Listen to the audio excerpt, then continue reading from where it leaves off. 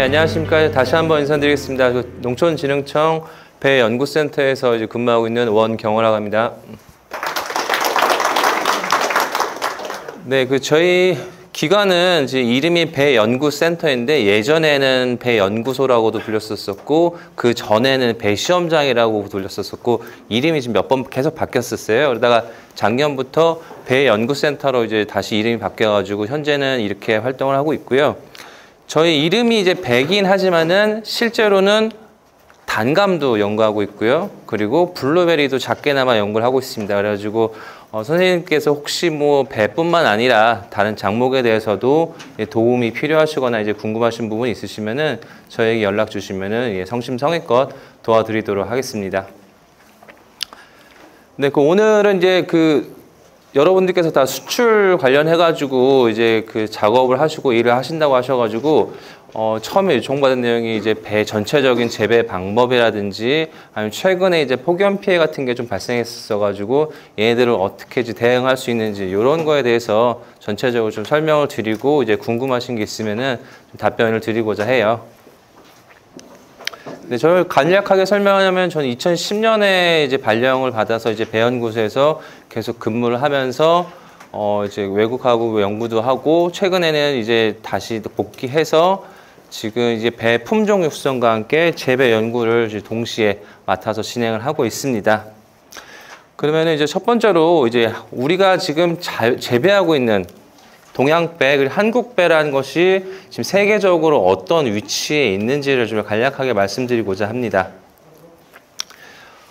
배라고 하면은 크게 세 가지 종류로 나눌 수 있는데 이거는 그냥 세계 시장에 대해서 좀 구분을 한 거고 이렇게 표주박과 같이 생긴 서양배와 그리고 거의 우리나라 배와 비슷한 중국배가 있고요. 그 다음에 일본하고 우리나라 그리고 중국 일부에서 재배를 하고 있는 동양배 이렇게 크게 세 가지로 구분이 됩니다. 그래서 시장적으로는 분포를 보면은 이제 서양배가 가장 많이 전 세계적으로 유통이 되고 있고요. 그 다음에 중국배, 동양배는 뭐 저희 쪽에서는 주로 재배하고 있는 작목이지만은 실제로 전세적인 규모를 보면은 시장의 한 5%밖에 차지하지 못하고 있는 좀 희귀한 작목이긴 하지만 희귀하다는 거는 달리 말하면은 매우 독특하고 다른 나라에서는 볼 수 없는 상품성이 매우 좋은 이러한 작목이라고 보시면 되겠습니다. 실제로 이제 외국에서는 이러한 배들을 어떤 층이 먹냐면은 이제 아시아계 사람들이 이런 아삭하고 달콤한 이런 맛 때문에 먹기도 하고 그쪽에서도 역시 우리나라 같은 뭐 제사라든지 이런 것도 있고요. 근데 주로 이제 생활 속에서 그냥 먹는 과일로 되고 있고 가장 큰 장점은 이런 다른 배들에 비해서 과즙이 매우 풍부하고 시원한 맛 그리고 아삭한 맛과 함께 끝에 이렇게 단맛이 우러나오는 이러한 특징들 때문에 최근에는 서양 사람들한테도 인기가 많은 이러한 작목입니다.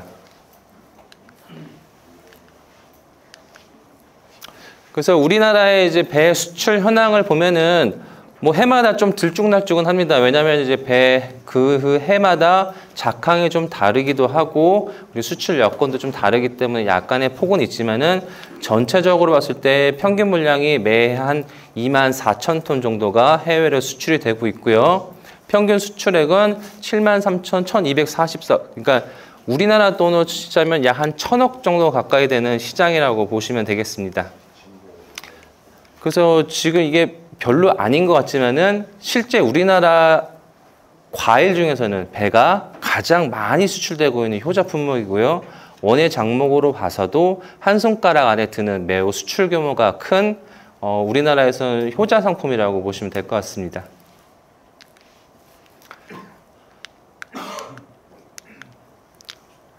따라서 지금 연차별로 이렇게 쭉 재배 면적은 점점 줄어듦에 비해서 생산량은 그래도 일정 정도를 유지하고 있고 수출 물량도 항상 어느 정도 일정한 수준을 유지하고 있는데요. 전체적인 비중을 보면은 우리나라에서 생산되고 있는 배의 약 13% 정도가 해외로 수출이 되고 있는 상황입니다. 13%가 수출이 된다고 한다면은 얘네가 나쁜 애들이 수출되지는 않겠죠. 그래서 이러한 13%를 수출하기 위해서는 우리 그 농업인들께서 적어도 한 20% 정도의 물량을 가지고서 선가를 하고 작업을 해서 수출이 되는 거기 때문에 실제로는 수출에 필요한 물량은 우리나라 배 재배량의 약 한 20% 정도라고 보시면 될 것 같고요. 그렇기 때문에 우리나라 배가 그나마 너무 가격이 큰 폭으로 오르거나 아니면은 떨어지지 않는 그런 이러한 그 가격대 형성하는데 크게 도움을 주고 기여하고 있다라고 생각하셔도 될 것 같습니다. 그래서 이제 우리나라 배, 한국 배 주요 수출 시장은 크게 한 5개 정도 볼 수 있겠는데요. 역시 가장 큰 시장은 미국이죠. 미국은 수출 물량도 가장 많고 단가도 가장 높습니다. 해마다 조금씩 오르지만은 작년 같은 경우에는 이제 킬로그램당 US 달러로 한 3.56달러 이 정도 되는 수준이고 우리나라 돈으로 치자면은 한 7,000원에서 8,000원 이 정도라고 보시면 될 것 같고요. 근데 이제 최근에 이제 미국하고 대만이 주요 시장이긴 하지만은 동남아 시장에서도 우리나라 배가 인기를 많이 얻고 있어요.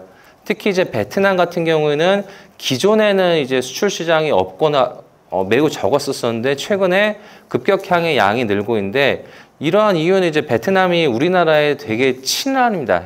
되게 친근감을 가지고 우리나라 상품을 되게 고급 상품으로 취급해주고 있어요. 옛날에 재밌게 보셨던 대장금 기억하시죠? 이제 베트남 같은 경우에서는 이 대장금 드라마가 이제 국민 드라마라고 볼 정도로 인구의 거의 한 90%가 이 드라마를 다 봤고 그만큼 또 한국 문화에 호감을 가지고 있고 되게 좋게 생각하고 있습니다. 이런 거에 따라서 최근에 베트남 시장도 크게 커지고 있는데 다만 아쉬운 점이 베트남 시장에서는 이제 수출이 다른 나라에 비해서 좀 제한이 적다 보니까 쉽게 초기에는 쉽게 수출했었어요. 가격도 잘 받고 쉽게 수출했는데 최근에 이제 수출 업체들마다 좀 경쟁이 심해져 가지고 서로 더 싸게 막 이렇게 덤핑식으로 팔다 보니까 이제 이미지가 조금씩 안 좋아지고는 있지만 그래도 향후 미래를 봤을 때 베트남 시장이 매우 유망한 시장이라는 것은 분명한 사실처럼 보입니다. 그래서 이제 우리나라가 이제 한국 배를 수출을 하기 위해서는 이제 여러 가지 필요한 부분들도 있고 계산돼야 할 부분들이 있는데 이제 크게 봐서는 지금 농가 고령화라든지 이런 것들이 너무 심합니다. 그래서 지금 여기 보셨을 때 나이대도 좀 상당히 다 높으신 것 같긴 해요. 근데 실제적으로 우리 통계 자료를 보면은 65세 이상의 그 농장주 분들이 특히 배에서는 거의 60% 이상이 다 모두 고령화하시고요. 특히 70대 이상도 한 50%가 넘어갈 정도로 일단 연세들이 좀 많이 높으시고 그리고 점점 젊은 사람들은 여기에 진입을 하지 않으려다 보니까 면적이라든지 산업이 점점 위축되고 있는 상황입니다. 특히나 이제 그 농작업 비용이라든지 인건비 같은 게 좀 상승을 하면서 경영적으로도 되게 어렵게 되는데요. 실제 이런 얘기도 있습니다. 우리나라는 외국인이 없으면은 농산물을 생산할 수가 없어요. 맞는 말이죠.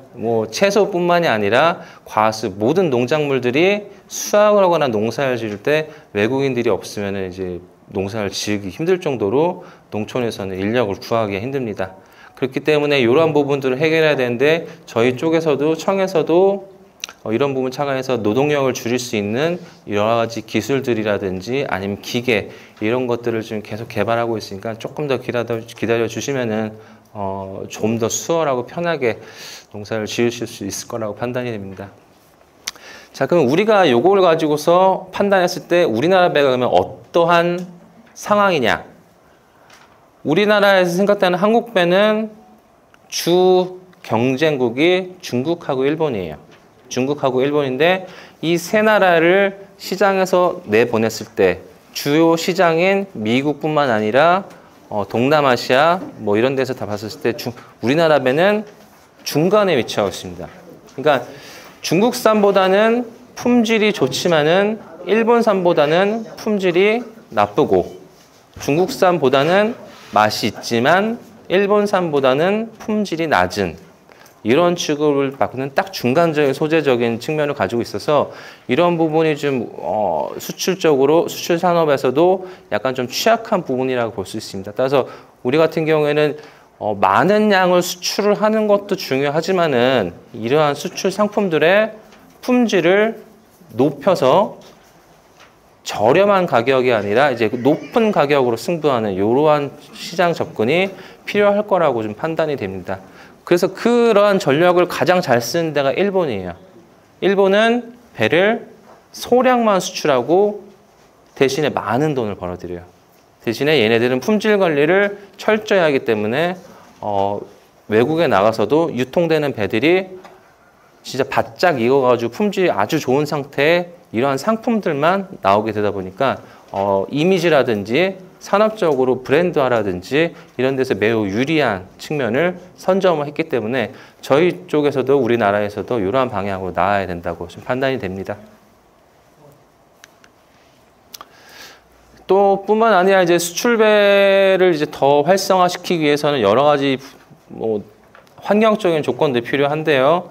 이제 물리적으로 이제 봄철 개화기의 저온이라든지 그리고 갑자기 집중호우 그 홍수라든지 아니면은 이제 그 장마 이런 것 때문에 폭우가 쏟아지는 것 때문에 품질이 좀 떨어지기도 하고요. 최근에는 열대야에서 이제 온도가 너무 높다 보니까 과일들 품질이 낮게 유지되는 이런 현상도 생기고 여러 가지 이제 병해충 같은 것들이 도발적으로 생겨나기 때문에 생산량을 떨어뜨리는 문제도 있었습니다.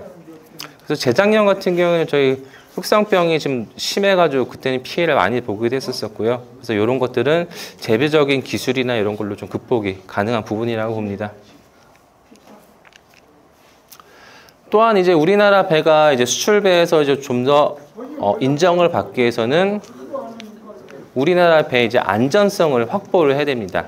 우리나라 배가 중국 배라든지 다른 배에 대해서 그래도 그나마 고급화되고 품질 인정받는 이유는 그래도 우리나라는 정해진 인체에 무해한 해가 적은 농약들만 사용하고 있고 어느 정도 안정되어 있는 품질 관리가 이루어지고 있기 때문에 세계 시장에서 우리나라 배를 인정을 해주는 거예요.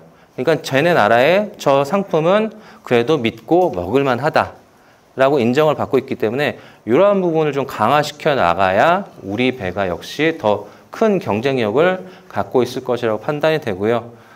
실제로 이제 미국에서 일부 업체들의 이제 배가 그 수출 통관에서 막혀가지고 이제 농약 검출이 되거나 이런 것 때문에 아예 수출을 못한 이러한 사례들도 다른 장목에서는 좀 보고된 적도 있습니다.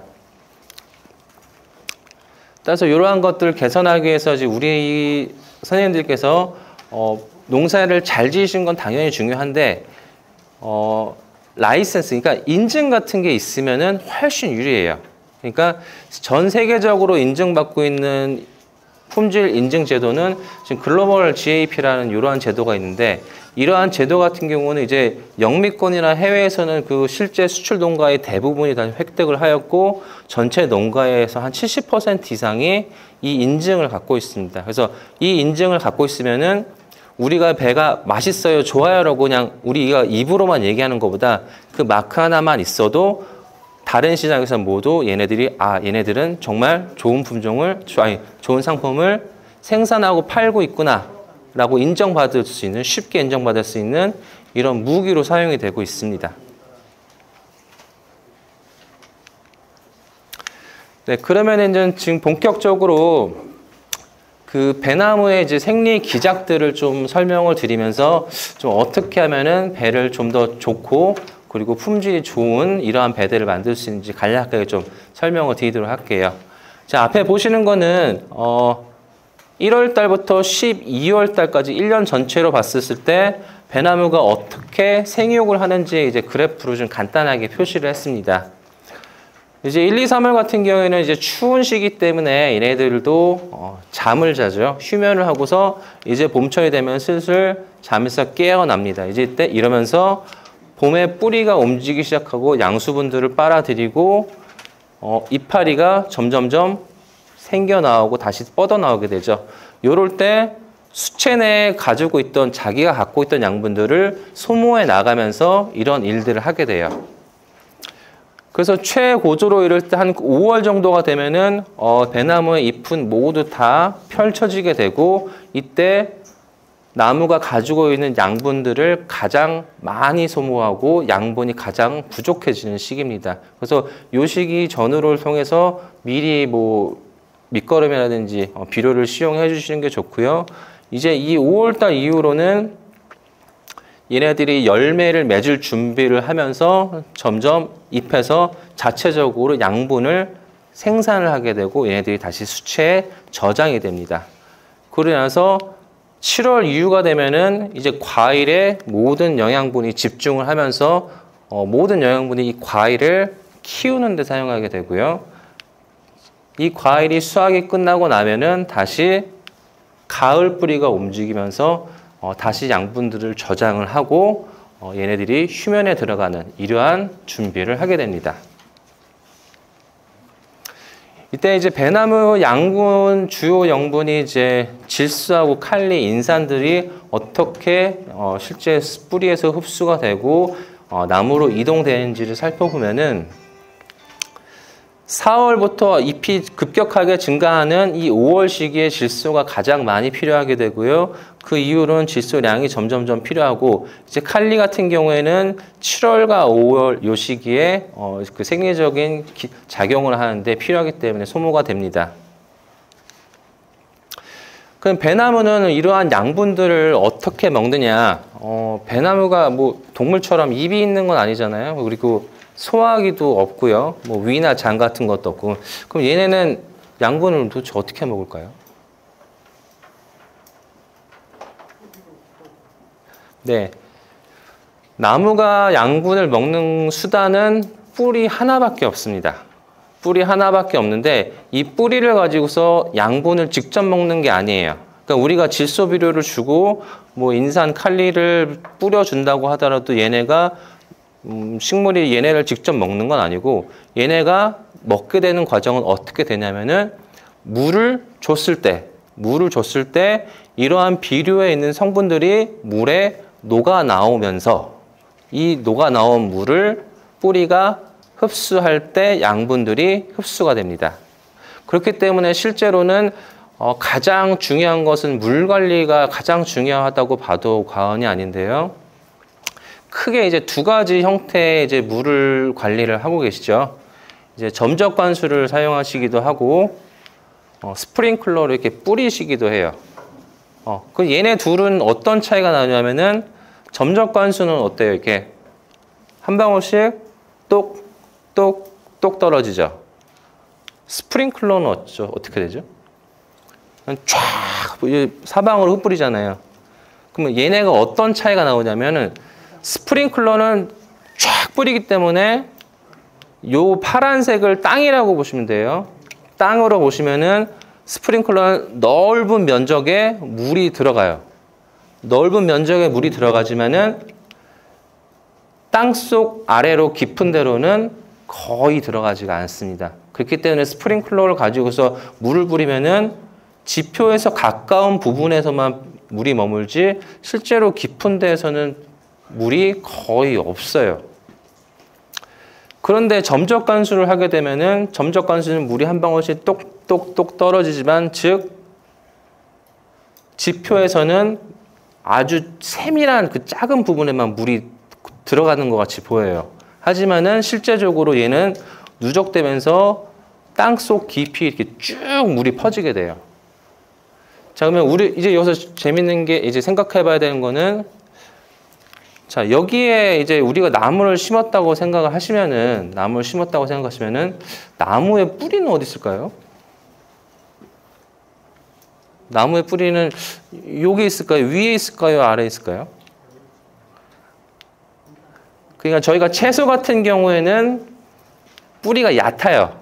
얕아가지고 스프링클러로 뿌리시면은 매우 도움이 돼요. 하지만은 나무들 같은 경우, 특히 배나무는 뿌리가 상당히 그래도 한 40-50cm 이상으로 밑이 들어가기 때문에 깊은 데 있습니다.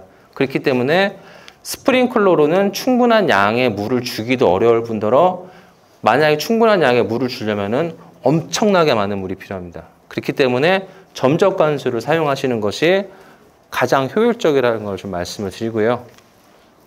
그래서 뭐 이것도 무작정 뭐 많이 주실 필요는 없고 이게 그 보시면 노즐이 있는데 이제 시간당 8리터 나오는 노즐은 한 6시간 정도, 그리고 2리터 나오는 거는 한 12시간 정도 해서 하루를 기준으로 요 정도만 물을 주시면은 충분히 주실 수 있습니다. 그리고 물을 주실 때 주의해야 될 거는 항상 일정하게 주셔야 돼요. 그러니까 비가 오면은 굳이 물을 좀 안 줘도 되겠죠. 대신에 가물면은 물을 좀 많이 주고, 그래서 만약에 가능하시다면은 토양에 이제 뭐 그러한 센서 같은 거라든지 뭐 압력계 같은 걸 가지고서 압력을 봐주시면서 항상 그 흙에 있는 물 양이 일정 정도 유지되게 하는 것이 가장 중요해요. 지금 올해 고온 때문에 열가 많이 나왔다고 하잖아요. 그 열가도 실은 고온보다는 물 관리가 잘 안 돼서 열가가 생기는 경우가 대부분입니다. 그렇지도 않은 것 같아요.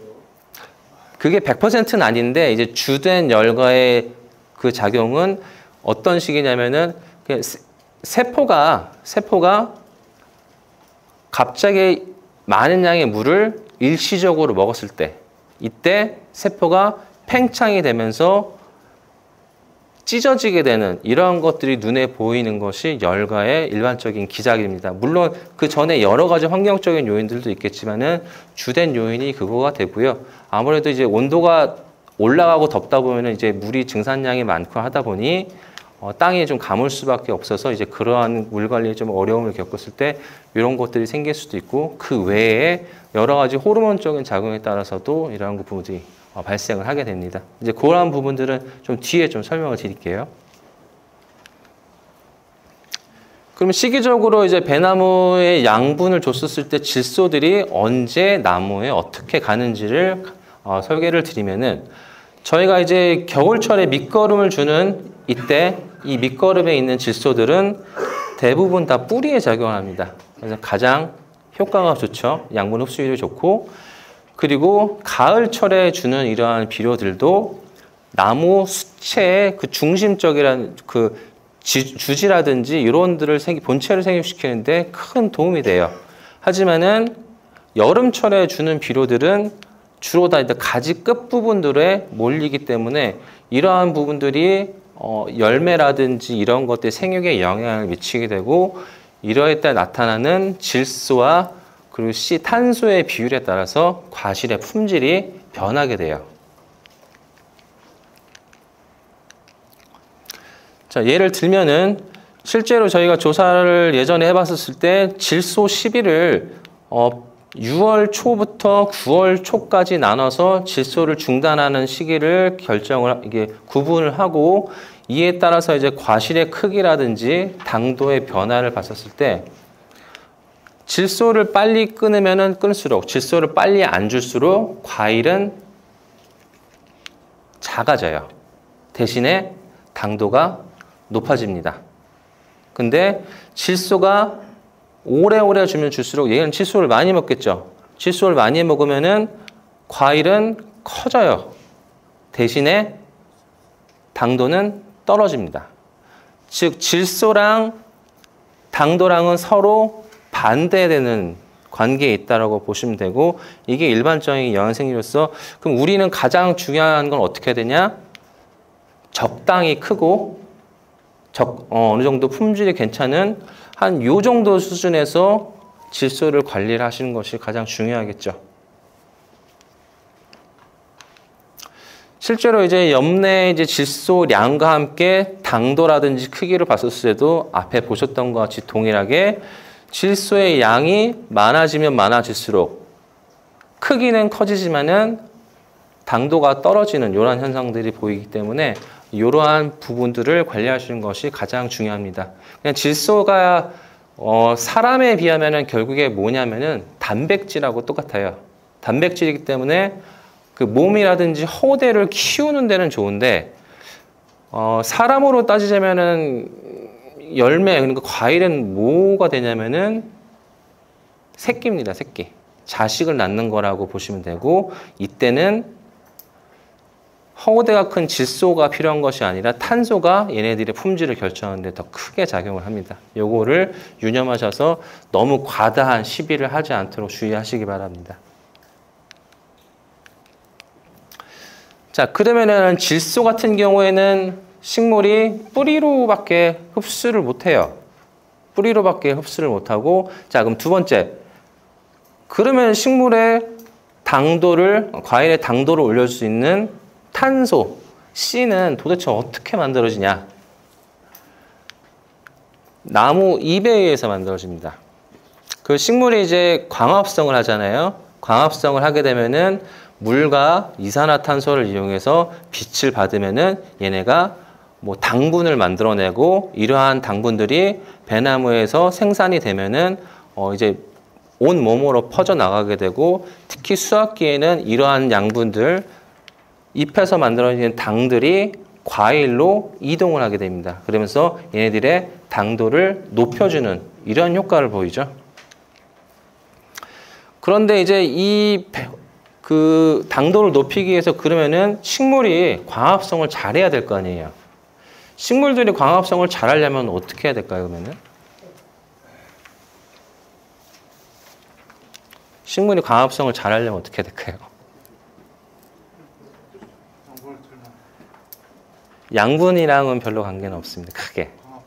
광합성이 중요해요. 광합성을 잘하려면은 어떻게 해야 될까요?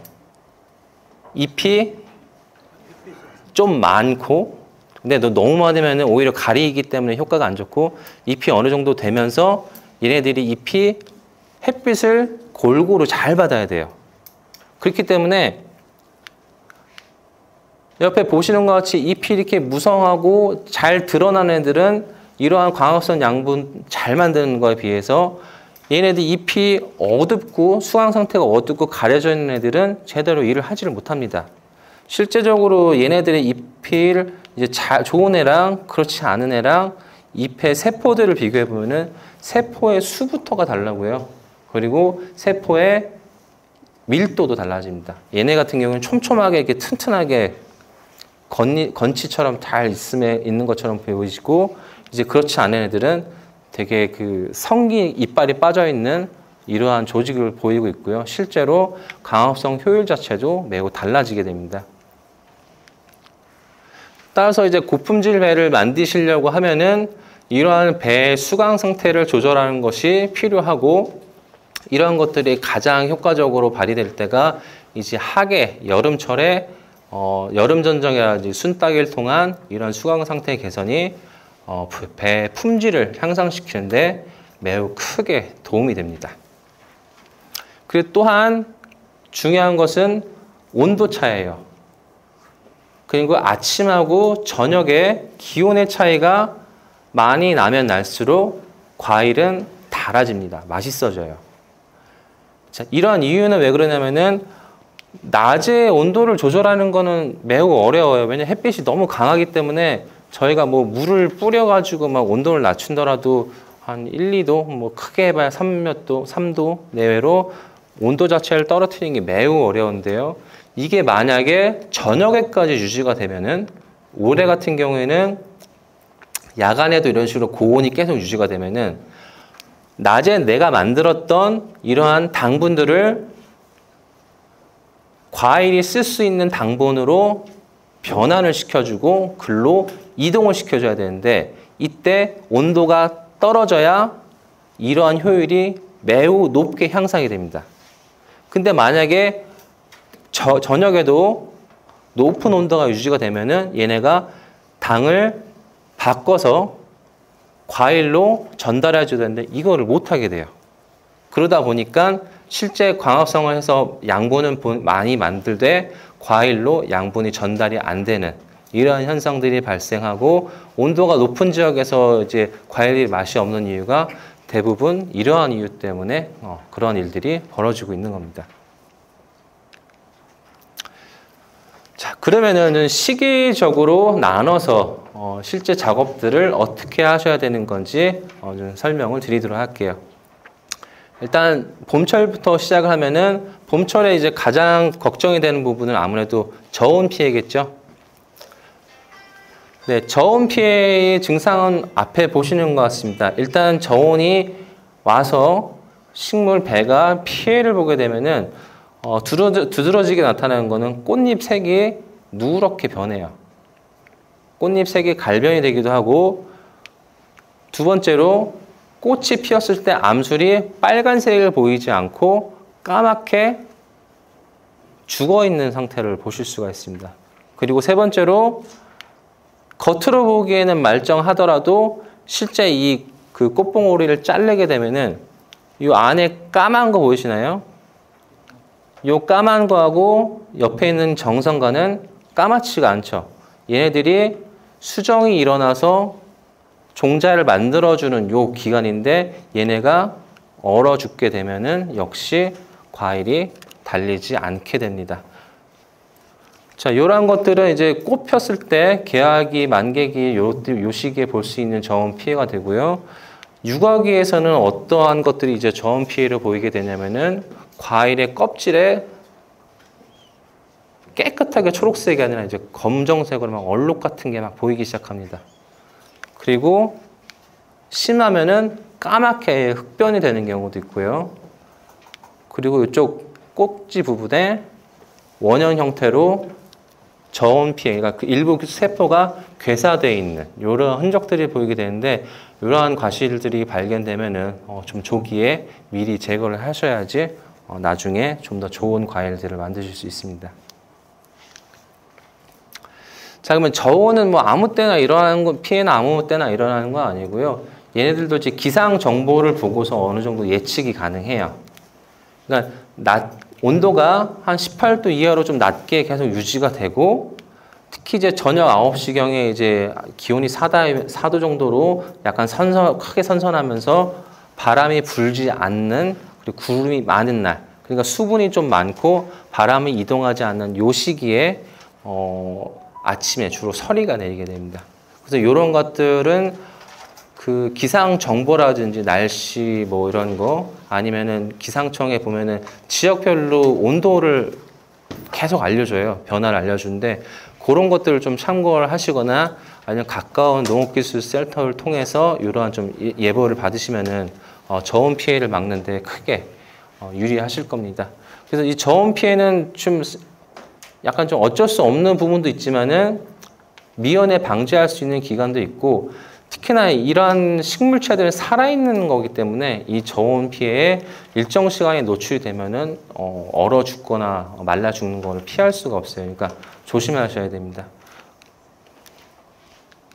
그래서 대응 방법으로는 크게 한 3가지 정도가 있고요. 주로 연소법을 사용하거나 송풍법, 살수법들을 사용하게 되는데, 뭐 연소법 같은 경우에는 과원에 이제 불을 만드시는 거예요. 그러니까 연소 자재 같은 것들을 이용해서 뭐 볏짚이라든지 뭐 이런 것들, 아니면 최근에는 이제 그 연소 자재 통도 아예 뭐 상품도 별도로 팔기도 하는데, 이런 것들을 이용해서 이제 불을 만들어 놓으시면은 따뜻한 온도가 열이 아래에서 위로 올라가면서 저온을 막아주게 됩니다. 근데 이제 요걸 할 경우에는 일단은 너무 힘들어요. 설치도 5m 간격으로 막 다닥다닥 해야지 효과가 있기 때문에 설치 비용도 많이 들고, 이제 불을 만들기에도 힘들고, 또 이렇게 불이 일어나게 되면은 얘네가 타면서 그을음이라든지 미세먼지 같은 게 생기기 때문에 건강에도 좀 안 좋은 경우가 많습니다. 그래서 많이 쓰시는 것들이, 그 다음으로는 송풍법들 많이 쓰세요. 송풍법은 옆에 보이시는 것처럼 방상팬을 설치를 해가지고 공기를 끊임없이 이렇게 순환을 시켜주는 거예요. 차가운 공기는 이렇게 아래로 가라앉거든요. 근데 이런 송풍팬을 이용하게 되면은 얘네들이 가라앉는 거를 억지로 이렇게 돌리게 되면서 그나마 저온이 빨리 오지 않도록 도와줍니다. 근데 이게 팬 하나 있다고 너무 심한 저온 피해는 막을 수는 없어요. 얘네들은 마이너스 3도 이하까지 온도가 내려가게 되면은 크게 효과가 없습니다. 얘네는 어느 정도 좀 한계가 있고요. 그럼 이제 다른 방법으로 사용하시는 거는 물을 뿌리는 거죠. 물을 뿌려서 미세하게 뭐 안개 형태라든지 아니면 스프링클러 같은 거로 물을 뿌리시면은 이 물이 별거 아닌 것 같아도 얘네가 열을 상당히 많이 오랫동안 갖고 있습니다. 그렇기 때문에 급격하게 온도가 떨어지는 거를 막아줄 수가 있어요. 근데 이거 같은 경우도 이제 물을 뿌려주려고 하면은 실제적으로 저온이 오는 걸 막아줄 정도로 물을 뿌리려고 하면은 상태에 따라서는 매우 많은 물이 필요한 경우도 있어요. 그래서 그 용수량이 충분하지 않다면 이것도 좀 사용이 어려운 방법입니다.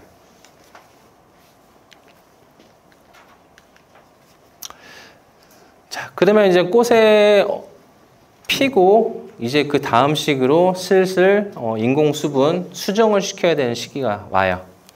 자, 우리가 인공 수분을 하는 이유는 앞에 보시는 것과 같은 이유 때문에 인공 수분을 하고 있습니다. 일단 배라든지 사과 같은 일부 장미과에 속하는 과일들은 자기 꽃가루로 열매를 맺을 수가 없어요. 사람도 비슷하죠. 이제 근친교배라든지 이러한 것들이 하면은 그 자손들이 좀 안 좋아지잖아요. 이런 것처럼 식물들도 자기네들이 품질이 안 좋아지는 걸 막기 위해서 같은 애들끼리는 교배가 안 되게, 수정이 안 되는 이러한 기작들이 있습니다. 근데 우리나라 같은 경우에는 지금 거의 대부분 신고 하나만 키우시잖아요.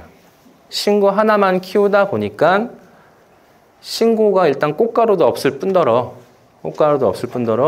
설령은 조금이나 나오게 된다라도 뭐 수정을 할 수 없기 때문에 사람이 인공적으로 수정을 할 수밖에 없는 상황입니다.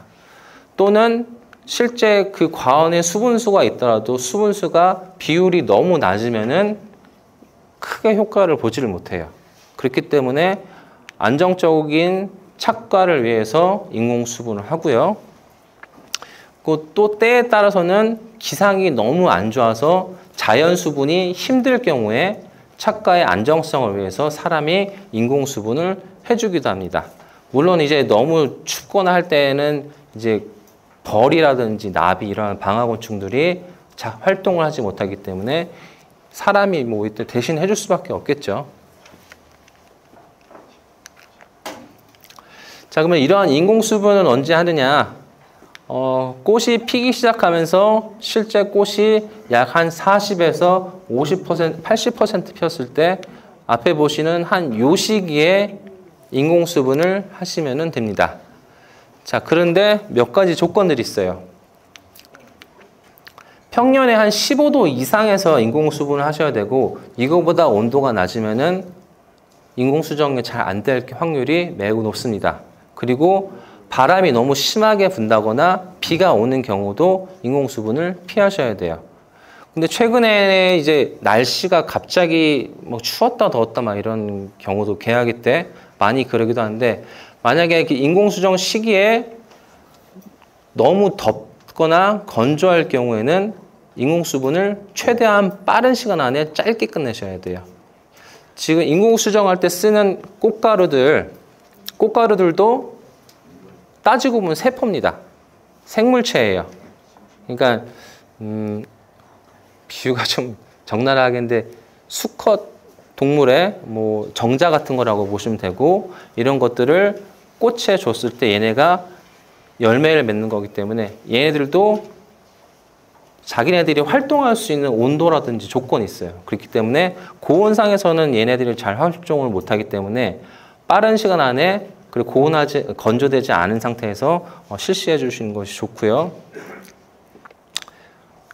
꽃가루를 사용할 때 반드시 확인해 주시는 것은 꽃가루의 발화율을 확인하셔야 됩니다. 꽃가루를 그냥 쓰시면 안 되고 꽃가루를 쓰실 때 반드시 사용 전에 얘네를 뭐 소량이라도 발화를 시켜서 얘네가 몇 % 정도가 발화되는지를 확인하셔야 돼요. 만약에 발화율이 50% 이하로 나온다. 이러면은 증량제를 쓰지 마시고 그냥 쓰셔야 돼요. 그래도 좀 잘 될까 말까 할 정도로 어려운 경우도 많고 대신에 발화율이 한 70% 이상이다라고 하면은 앞에 보시는 것 같은 이런 희석 농도에 맞춰서 양을 가감해서 사용하시면은 그 꽃가루의 사용량을 크게 줄일 수가 있습니다.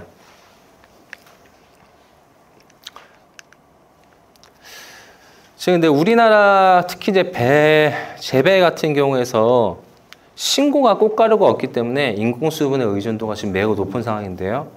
이거는 다른 과수 작목들, 사과, 자두, 복숭아에 비해서 월등하게 높습니다. 사과 같은 경우에도 실제 인공수분하는 건 절반이 채 되지 않아요. 대부분 얘네들도 자연의 이제 방임수분을 하지, 인공수분이 가장 많이 되고 있는 거는 배라고 봐도 과언이 아닙니다. 근데 지금 꽃가루 가격이 또 어떻게 되냐면은 계속 오르고 있어요. 왜 오르냐면은 중국에서도 최근에 배 산업이 좀 커지면서 자체적으로 꽃가루 사용량이 점점 늘어나고 있어요. 근데 우리나라 같은 경우에는 이러한 것들을 한 95% 이상을 꽃가루를 다 중국에서 수입합니다. 중국에서 수입하다 보니까 중국에서 문제가 생겨버리거나 중국에서 가격이 오르면은 우리나라에서는 치명타를 입을 수밖에 없어요. 최근에 작년 같은 경우에 중국에서 이제 화상병이 발생해서 일부 지역에서 꽃가루가 이제 수출이 되지 않은 경우도 있었는데 그때 엄청 가격이 많이 올랐거든요. 그래서 이제 실제 인공수정하는 비용을 계산을 해봤더니 배 1헥타 한 3,000평 정도를 한다고 했었을 때 인건비가 이제 외국인 노동자 기준으로 한 15만 원에서 18만 원 정도 되고 꽃가루 단가를 사용해서 비교해 봤을 때 꽃가루 한 200g 정도를 1헥타에서 쓴다. 그리고 사람 인부 한 2명 정도 싸게 쓴다. 그리고 꽃가루도 중국산으로 좀 저렴한 거 쓴다. 이렇게 하더라도 1헥타 하는데 하루에 65만 원 정도 소요가 됩니다. 물론 양이 뭐 과언이 더 크면은 더 많은 좀 비용이 들어갈 수 있겠죠. 그런데다 꽃가루 수급량이 안정적이지 못하기 때문에 현재 이제 수입산이 뭐 3만 원 내외로 지금 가격이 형성되고 있고 국산이 한 6만 5천 원 내에서 왔다 갔다 하고 있지만은 아마 내년에는 이제 가격이 더 오를 거고 내후년은 가격이 더 오를 확률이 좀 높아요. 그렇기 때문에 너무 인공수분에만 의존하시는 것보다는 그래도 어느 정도 수분이 가능한 수분수들을 과원에 좀 심으셔서 장기적으로 대비를 하셔야 되는 게 필요합니다. 근데 뭐 수분수보다 하나 심었어, 몇 개 심었어 이게 아니라 날씨가 어떻게 바뀔지 모르잖아요. 갑자기 추웠다 더워졌다 할 수도 있고 뭐 얘네가 뭔 일이 생길지 뭐 갑자기 비가 오거나 이럴 수도 있기 때문에 안정적으로 착과가 이루어지게 되려면은 과원의 약 한 30% 정도는 수분수를 채워야 돼요. 30% 정도가 확보가 되어야 날씨에 크게 관계없이 자연 상태에서 원활하게 수분이 일어납니다. 그렇기 때문에 실제로 한 30% 정도를 이제 수분수를 확보한 농장에서는 뭐 저온 피해라든지 이런 것 때문에 착과가 불량이 됐다 이런 얘기는 거의 없었어요. 해마다 일정하게 착과는 잘 되고 있다는 것이 실제 확인이 되었고, 그래서 좀 안정적인 걸 위해서 이러한 것들을 좀 진지하게 좀 검토하셔가지고 수분수를 확보하시는 것들이 좀 좋을 것 같습니다. 그리고 또 네. 지금 신고 같은 경우에는 저기 그 안에 3번 그 3번하고 8번 인자가 좀 있는데 얘를 피할 수 있는 이제 슈퍼골드라든지 아니면 뭐 추앙배, 만항 같은 이런 것들을 활용하시면 좋습니다. 원앙배도 수분수 가능한가요? 원앙은 하나가 좀 제가 겹치는 걸로 알고 있는데 그거는 또 확인을 해봐야 될 것 같습니다. 절반 정도 받기 때문에 효율이 좀 떨어져요. 예.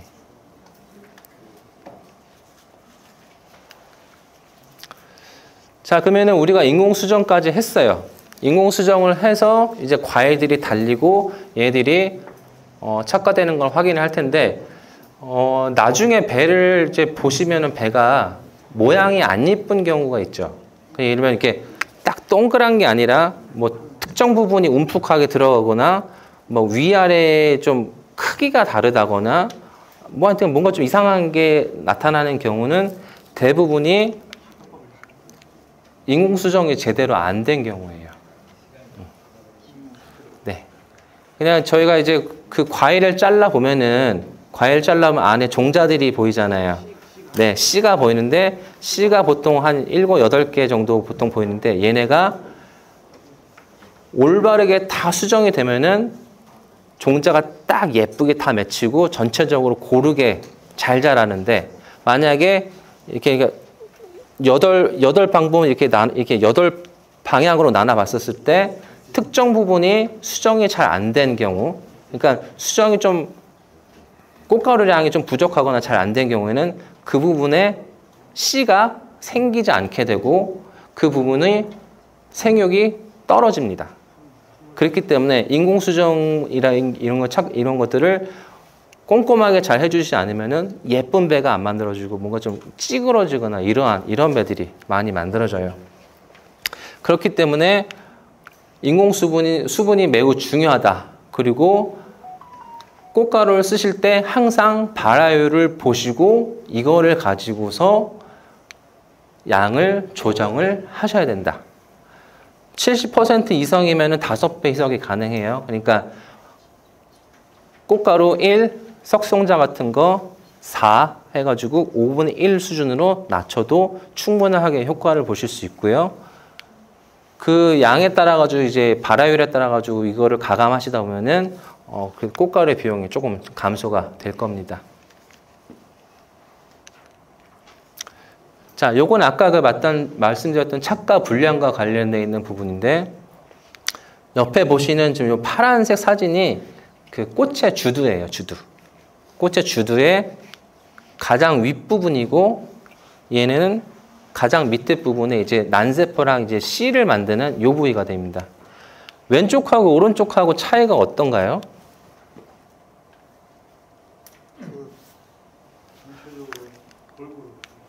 왼쪽은 어둡죠? 어둡죠? 근데 오른쪽은 어때요? 하얀 게 깨끗하게 잘 나려오죠? 즉 왼쪽 같은 경우에는 수정이 제대로 되지 않은 주두고요. 오른쪽은 수정이 제대로 된 주두입니다. 왼쪽 같이 뭐 여러 가지 이유가 있겠죠. 뭐 꽃가루량이 부족했다거나 아니면 그 시기에 저온이 왔다거나 아니면 뭔가에 의해서 수정이 잘 안 된 경우는 꽃가루가 이제 주두 위에 붙어서 이제 세포를 계속 만들어 나가면서 이제 종자를 만들기 위해서 쭉 내려와서 자라나야 되는데 이런 환경 조건이 갖춰지지 않으면은 여기서 자라다 말아요. 이런 같은 경우에는 종자가 생기지가 않습니다.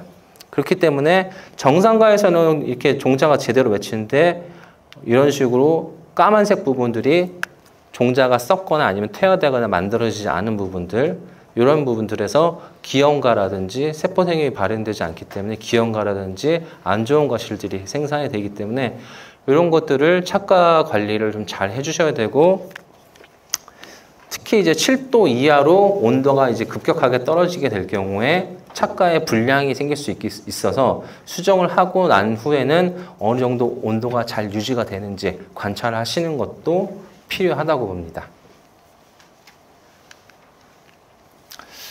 그리고 최근에 이제 일부 업체라든지 이런 기업에서 드론으로 이제 수분을 하면은 막 효과 좋다라고 한참 뭐 얘기 나오고 이게 유행처럼 막 번져나갔을 때 있었거든요. 그래서 저희가 작년에 실제 드론으로 해봤어요. 저희 망 치고 다른 꽃가루 못 들어오게 하고 딱 드론이랑 그냥 자연 방임으로 하고 저희가 비교를 해봤었는데 표 보시면은 인공 수분이라고 한 거는 사람이 찍어서 이렇게 해준 거예요. 자연 방임은 안 한 거예요. 그냥 내버려 둔 거. 뭐 벌이라든지 나비라든지 얘네 그냥 자연적으로 알아서 수분된 거. 현타액 수분이랑 가루 수분은 저희가 드론에다가 꽃 가루만 넣기도 해보고 꽃가루를 현타액에다가 섞어가지고 뿌려서 해봤습니다. 그랬더니 인공수분에서는 얘가 기준이에요. 인공수분에 비해서 드론으로 아무리 잘 해봐야 그냥 내버려 두는 거랑 똑같아요. 그냥 효과가 거의 없는 걸로 좀 판단이 되기 때문에 들어온 수분이 물론 근데 이게 100% 들어온 수분이 좋다 나쁘다고 말할 수는 없는 게 만약에 일부 업체라든지 뭐 특별한 노하우가 있어가지고 드론으로 수분을 하되 뭔가 좀 뭐 독특한 본인들만의 노하우가 아니라 뭔가 방법이 있다. 이러면 좀 얘기는 달라질 수 있지만은 기본적으로 그냥 단순하게 이렇게 뿌리거나 이런 거로는 거의 효과가 없는 것으로 확인됐습니다. 자, 그러면 이제 여름철로 좀 넘어가 볼까요? 네. 여름철로 넘어가면은 이제 실제적으로 관리들이 좀 더 많이 필요해져요. 여름철에 너무 덥다고 이제 하는 게 아니라 실제 이 시기가 과일의 품질을 가르는 시기라고 보셔도 무방합니다.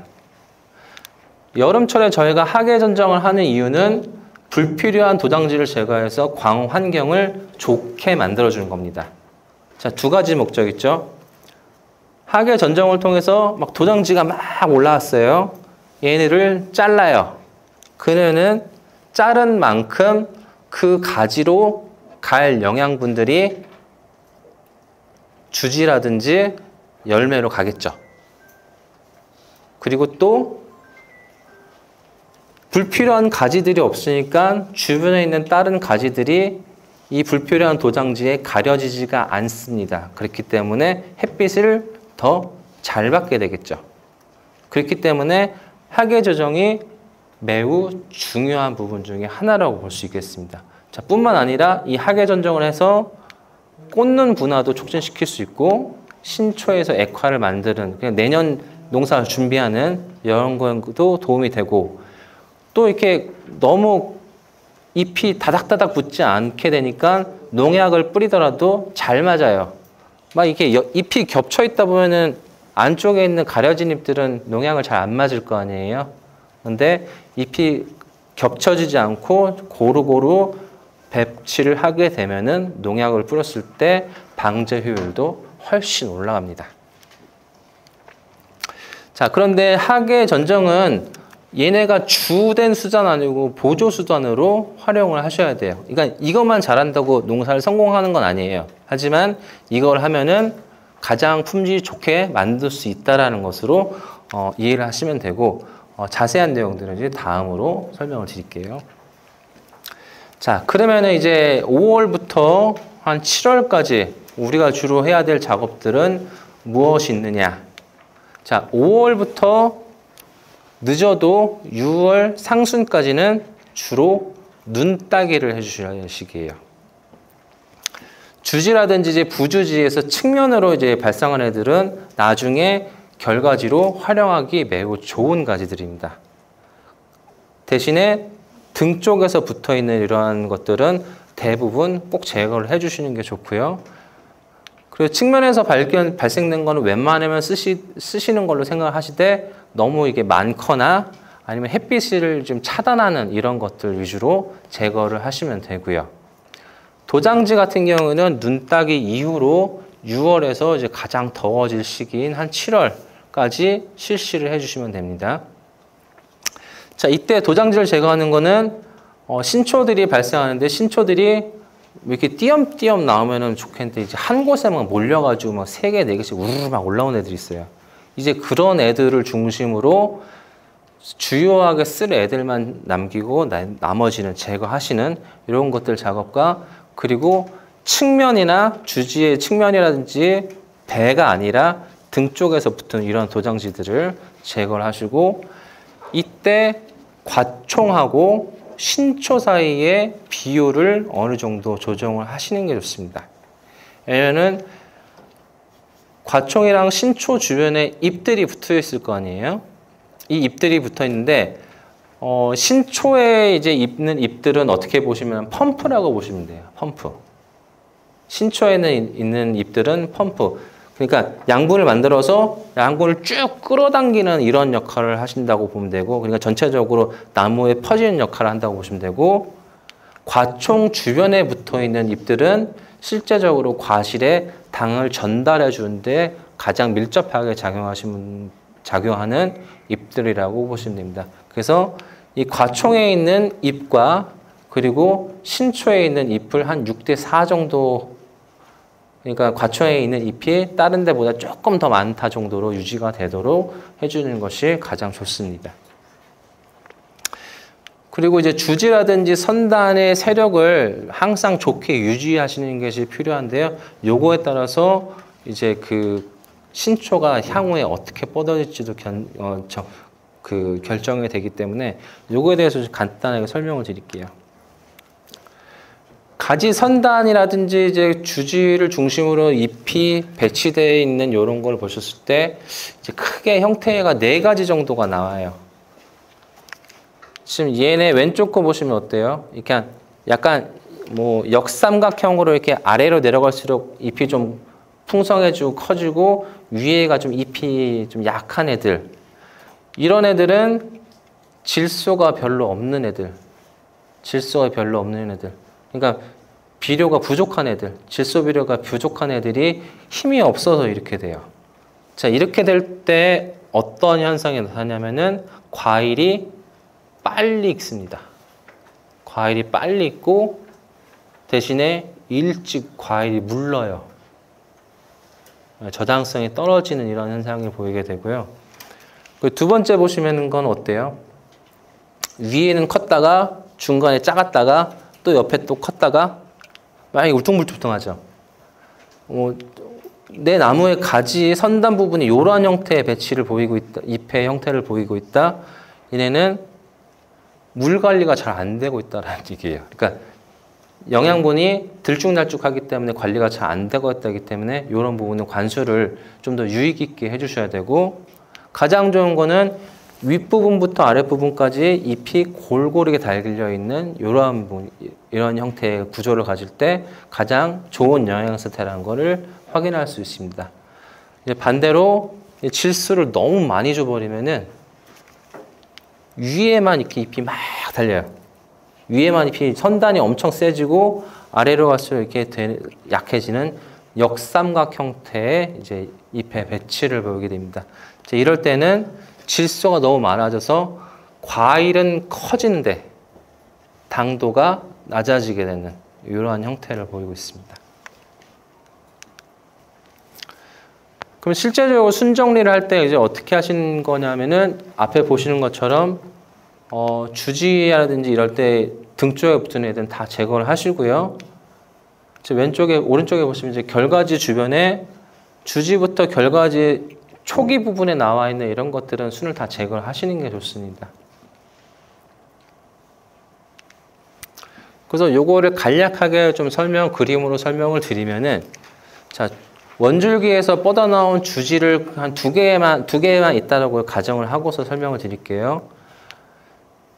주지의 전체적인 비율을 생각을 해서 이 주지 한 절반 정도 되는 요 시기, 그리고 몸에 붙어있는 요 안쪽에서는 생기는 새순 같은 것들은 웬만하면 다 제거를 해 주시는 게 좋습니다. 그리고 요 부분에는 되도록이면 착과를 많이 하지 않는 게 좋아요. 실제 필요한 부분들은, 제가 거꾸로 얘기했는데, 그렇게 되고, 이 끝부분들에 있는 데이트는 향후에 이제 결과지로 또 계속 활용을 해 나가고, 가지가 커지는데 사용되는 것 때문에 이러한 부분에 있는 신초들은 자르지 마시고 유지를 하시는 것이 좋습니다. 다만 근데 이러한 순딱이라든지 뭐 여름 전정을 반드시 해야 되느냐, 또 꼭 그렇지는 않아요. 이제 나무가 세력이 너무 약하거나 좀 나무가 시원찮을 때는 이러한 것들을 과도하게 했었을 때 나무의 수세가 급격하게 낮아져서 이런 경우에는 좀 나무를 좀 더 키우고 나서 이런 작업을 해주시는 것이 필요합니다. 그래서 지금 얘를 주지라고 보고 주지에서 이제 뻗어나오는 가지를 가지고서 설명해 드리면은, 결과지와 주지를 비교했을 때 이 결과지에서 주지에 가까이 있는 부분에 나와 있는 도장지들은 제거를 하시되, 이제 끝부분들에 있는 이러한 햇가지들은 웬만하면 정리를 하지 마시고 그대로 쓰시고요. 주지에 옆에 측면에서 나오는 가지들은 웬만하면은 두셔서 나중에 결과지를 갱신을 하거나 예비지로 활용을 하시는 것이 올바른 학예 전정의 방법이 되겠습니다. 그리고 또 유인을 할 때는 예비지에서 나온 신초를 너무 위로 세우다 보면은 힘이 너무 세져 버리기 때문에 얘네들이 도장지가 또 뻗어나올 수도 있고, 그래서 얘네들을 그냥 한 40도 정도로 기울이면서 유인을 해주는 것이 필요합니다. 그리고 또 이제 끝부분, 아까 제가 말씀드렸듯이 끝부분의 가지는 살려주시고 중간에 이제 정화에서 나오더라도 너무 순이 많이 돋아오게 되면은 밑에 한 두세 개 정도만 남기고 윗부분은 되도록 좀 잘라주시는 것이 양분의 전달을 과일이라든지 이런 것으로 이동할 수 있게 효율적으로 배치를 할 수 있는 이런 기법이 되겠습니다. 자, 그러면은 여름 전전까지 끝나고 이제 그 다음에 수학기가 왔어요. 그럼 이제 수학을 이제 어떻게 해야 되겠느냐? 자, 신고의 원래 숙기는 10월 상순이었어요. 예.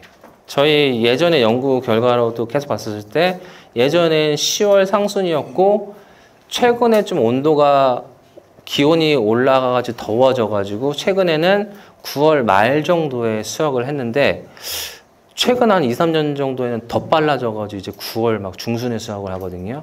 그렇기 때문에 저희가 이제 배포하는 자료들만 있습니다. 뭐 품종에 따라서 수확기가 어느 정도라고 말씀은 드리지만은 가장 좋은 거는 그 전해라든지 본인의 과원 상황을 유의 깊게 보셔야 돼요. 내가 올해 수확을 뭐 9월 중순에 했으면은 그럼 9월 초부터 과원을 보시면서 과일들을 한 번씩 보시면서 어느 정도 얘가 맛이 들었는지를 보셔야 돼요. 그냥 내가 작년에 9월 중순에 땄으니까 올해도 그쯤 따면 되겠지가 아니라 항상 관심을 가지면서 어느 정도 과일도 한번 드셔보시고 상태를 봐가시면서 수확기를 조정하시는 것이 필요합니다. 그리고 GA를 사용하는 경우가 많죠. 뭐 GA 필요한 것 같기도 합니다. 예. 왜냐하면 이제 수학 이제 그 추석이라든지 이런 거가 좀 일찍 배치할 때는 그 시기에 수확을 하기가 신고로만 수확하기가 어려워서 상품 출하 때문에 좀 조기 출하 때문에 이제 사용하시는 경우도 있는데 이제 그런 경우를 고려를 해서 판매 전략을 세우셔야 돼요. 그러니까 내가 빨리 익혀서 조기 수확해서 팔아치우는 용도냐, 아니면은 진짜 고품질 과일을 만들어서 그냥 직거래라든지 이런 걸 판매를 할 것이냐, 아니면은 내가 저장을 해서 다음에 설에 유통을 할 것이냐, 요거에 따라서 수확 시기라든지 뭐 GA 사용 여부가 바뀌어야 된다고 생각하고 있고요. 가장 좋은 거는 그걸 떠나서 다양한 품종을 심으시는 것이 더 중요하다고 판단이 돼요. 그러니까 신고는 아무리 GA 사용해도 한계가 있거든요. 뭐 한 달, 두 달 땡길 수는 있겠죠. 겉으로는 다 익습니다. 크기가 멀쩡해요. 근데 실제로 먹어보면은 맛이 없어요. 왜냐하면은 아까도 말씀드렸잖아요. 여름철에 충분하게 광합성을 해서 얘네들이 양분을 전달해서 당도가 과일로 가야 되는데 빨리 익어버리니까 당도가 제대로 쌓이지도 않고 전달이 되지도 않아요. 그렇기 때문에 커지는 거는 다 커지는데 맛이 없는 경우가 많이 생겨요. 그렇기 때문에 GA를 사용해서 수확기를 땡기게 되면은 원래 당만큼 가질 만큼 가지지 못하기 때문에 당도가 떨어지는 경우가 많습니다. 그리고 또 얘네가 인위적으로 수확을 위해서 숙기를 앞당긴 거기 때문에 이런 과실들의 저장력이 크게 낮아집니다. 처음에는 별로 차이가 없는데 한 달, 두 달 만에 저장고 안에서도 금방 경도가 떨어지고 물러지는 이런 현상들이 보이게 되고 있고요.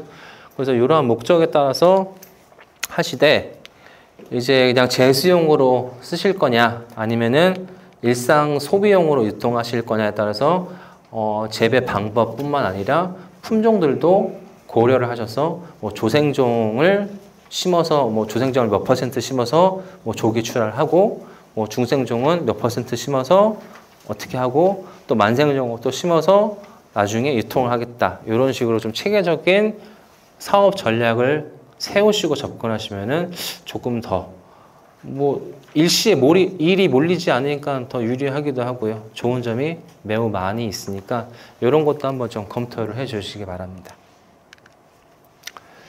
네, 그러면 우리가 이제 과실을 다 따고 나서 얘네를 어떻게 저장할 건지도 중요합니다. 기껏 우리가 과일 다 따놨는데 저장 잘못하면 망칠 수도 있어요. 그러면 배에서 과일을 저장하기 위해서 그 저장 전에 하는 방법이 크게 두 가지가 있습니다. 예건을 하고 예냉을 해요. 예건은 미리 건조시키는 거고 예냉은 미리 차갑게 만드는 거예요. 둘 차이가 뭐냐면은 예건 같은 경우를 하면은 얘네가 건조를 하면서 수분들도 조금씩 날아가고 그 과일의 주변에 있던 뭐 세균이라든지 좀 이런 것들도 죽게 되고 미세하게 나 있는 상처들, 눈에는 보이지 않는 작은 상처들이 자가적으로 치유가 되고 아물어요. 이런 효과를 볼 수 있기 때문에 예거는 특정 품종들에 대해서 매우 중요한 부분입니다. 근데 실제로 예냉 같은 경우는 미리 차갑게 만드는 건데 이거는 배에서는 특별한 경우를 하고선 예냉은 필요가 없어요. 거의 안 써요.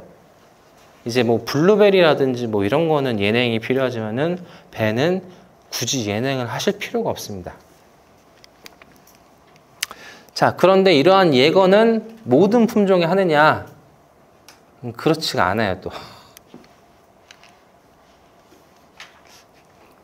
이게 좀 사진이 저 PPT로 만들었을 때 좀 이게 여러 가지 사진인데 지금 PDF로 하다 보니까 딱 이렇게만 나왔는데 이 뒤에 그림과 같이 차곡차곡 잘 쌓으시고 비닐까지 예쁘게 덮으시고 예건을 하시려고 이렇게 그 빛이 잘 안 되는 과원 안에 배를 이렇게 하셨어요. 이 왜 안 좋을까요? 보기 너무 좋지 않아요? 이게 딱딱딱 열 맞춰가지고 차곡차곡 다 빼곡하게 다 잘 쌓았는데. 예. 공기가 안 통하기 때문에 이 안에서는 온도가 떨어지지가 않아요. 더군다나 비닐까지 쳤잖아요. 비닐까지 쳤기 때문에 이렇게 되면 이렇게 일주일만 예건하시면은 과일 다 썩습니다. 과일 다 썩어요, 진짜. 그 찜통에 찌는 거라고 보시면 돼요. 지금 이 같은 경우는. 그러면 예건은 어떻게 하냐? 앞에 보시는 사진과 같이 과실 상자 같은 걸 이용해서 통풍이 잘 되게 하시고 너무 빼곡하게 붙이시는 게 아니라 바람길을 만들어셔야 돼요. 바람길을 만들어서 바람이 잘 통하게 하는 이러한 조건에서 온도가 너무 직사광선이 비치지 않는 그늘진 곳에서 대략 한 15도에서 20도 정도가 유지될 수 있는 이러한 상황에서 예건을 하시되 너무 오래 하지 마시고 일주일 미만, 일주일 길어야 열흘 이 정도의 예건을 하시고 저장을 하시면 됩니다. 자, 그런데 예건은 모든 품종에 하는 게 아니에요. 예건을 해도 되는 품종이 있고 예건을 하면 안 되는 품종이 있어요. 예건을 해도 되는 품종은 신고, 추앙배, 중생종, 만생종. 그러니까 우리가 알고 있기로 보통 저장이 잘 된다고 알려진 애들. 얘네들은 반드시 예건을 하셔야 과실의 품질도 좋아지고 품질도 좋게 잘 유지가 됩니다. 그런데 우리가 수출배라고 하면은 원앙도 많으시죠? 예, 원앙 많으시죠? 원앙은 예건하시면 안 됩니다. 원앙은 조생종 애들은, 그러니까 조생종하고 만생종 차이가 뭐냐면은 얘네들은 빨리 나오냐 늦게 수확하냐 이 차이긴 하지만은 과실 생리적으로 이렇게 빨리 나오는 애들은 호흡을 많이 해요. 숨을 많이 쉬어요. 그러다 보니까 숨을 많이 쉬기 때문에 예건을 하면서 이렇게 밖에다 오래 내보면 애들이 안 좋아져요. 그리고 쉽게 상해버리고. 그렇기 때문에 원앙이나 황금배 같은 이렇게 저장성이 안 좋은 애들은 수확하자마자 바로 저온 저장고로 넣어주셔야 내부 갈변이라든지 과폐 흡변과 같은 장애가 생기지 않습니다.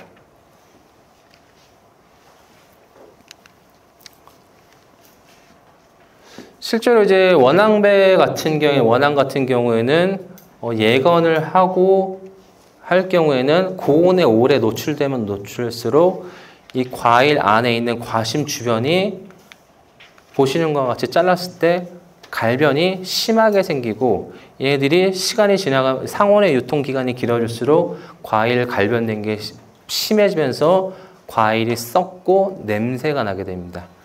그렇기 때문에 원앙 같은 경우에는 따자마자 바로 저온 저장고로 넣으시고 혹시나 저장 중에서도 뭔가 좀 이상한 냄새가, 그러니까 알코올 냄새 같은 거라든지 뭐 시큼한 냄새 이런 게 나온다고 이렇게 느끼시면은 바로 확인하셔서 이상 있는 과실들을 제거를 하셔야 돼요.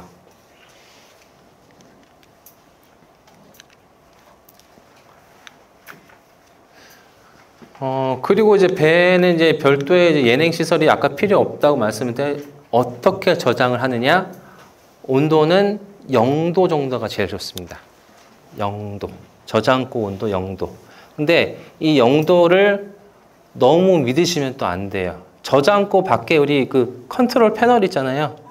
컨트롤 패널의 온도를 너무 믿으시면 안 되고 저장고 안에 온도계를 좀 두시고 만약에 여유까지 되신다면은 그 온도계를 과일에 이제 한두 개 과일에 좀 꽂아 놓는다거나 아니면 그게 조금 어려우시다면은 얼음물 같은 걸 좀 만드셔가지고 온도가 제대로 유지가 되고 있는지를 한 번 더 확인하시는 것이 필요합니다.